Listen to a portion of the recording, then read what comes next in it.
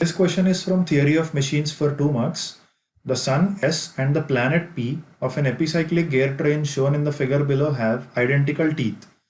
If the Sun and R gears are rotated in the same direction with angular speeds omega S and omega R respectively, then the angular speed of the arm AB is. So the 4 options are given on the screen, and according to the official key, the correct answer is option A. Let's move on to the detailed solution for this question. It is given in the question that the angular speed of the Sun gear is omega S. Similarly, the angular speed of the outer ring gear R is omega R. It is also given that the Sun and planet gears will have identical teeth. That indicates that the number of teeth on the Sun gear is equal to the number of teeth on the planet gear. So when you look at the figure, we can write down the radius of the outer gear R as radius of the Sun gear plus diameter of the planet gear. And simplifying that will give us radius of the outer gear R is equal to radius of the Sun gear plus 2 times the radius of the planet gear. For any gear, we can define the module as m is equal to ratio of diameter to the number of teeth. Since we have the radii of all the gears, we will just mention that radii in terms of module and number of teeth. So since we have radius of the outer gear RR is equal to RS plus 2 times RP, we will just convert that using the module and number of teeth as m into tr by 2 is equal to m into ts by 2 plus m into tp. If the module is same, we get tr is equal to ts plus 2b, and we know that tp is equal to ts. Substituting that will give us the number of teeth on the outer gear R is equal to 3 times the number of teeth on the Sun gear. Now let us assume the number of revolutions made by the Sun gear as N1, and let us also assume the revolutions made by the arm is equal to N2. Let us just try to tabulate the procedure which is generally followed to solve this kind of epicyclic gear train problems. The first action is, let us try to fix the arm rotation, and let us just give 1 revolution to the Sun gear. The arm is fixed and the Sun gear is given 1 revolution. So the revolutions of arm will be 0 because arm is fixed.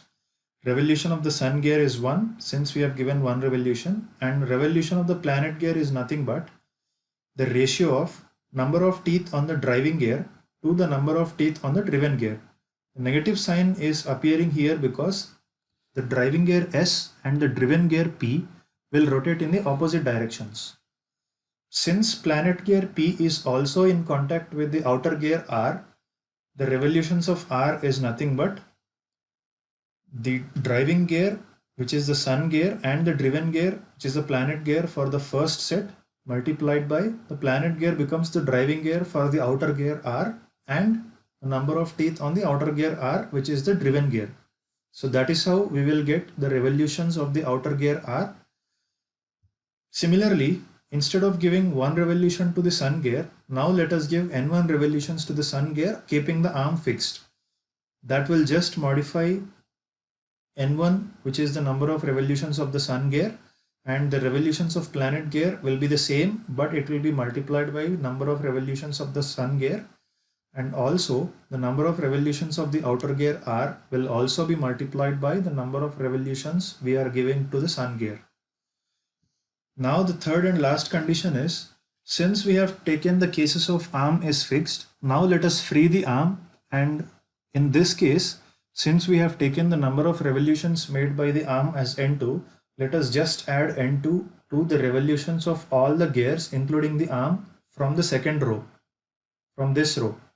Okay, so that gives the revolutions of the Sun gear as N1 plus N2, revolution of planet gear as this term, and the revolution of the outer gear R as N2 minus Ts by Tr into N1. Since it is given in the problem that the angular speed of the Sun gear is equal to omega S, we obtain the revolutions of the Sun gear as N1 plus N2. So omega S will be equal to N1 plus N2. Let us consider this as equation 1. Similarly, it is also given in the question that the angular speed of the outer gear R is equal to omega R, but here in the table we got omega R, that is revolutions of the outer gear, is equal to N2 minus Ts by Tr into N1. Okay, but here we have a condition that Tr is equal to 3 times Ts. Just substitute that here, and we get the angular speed of the outer gear R is equal to omega R as n2 minus n1 by 3. Let us consider that as equation 2. Now let us just subtract equation 1 from equation 2. We get omega R minus omega S is equal to n2 minus n1 by 3 minus n1 minus n2.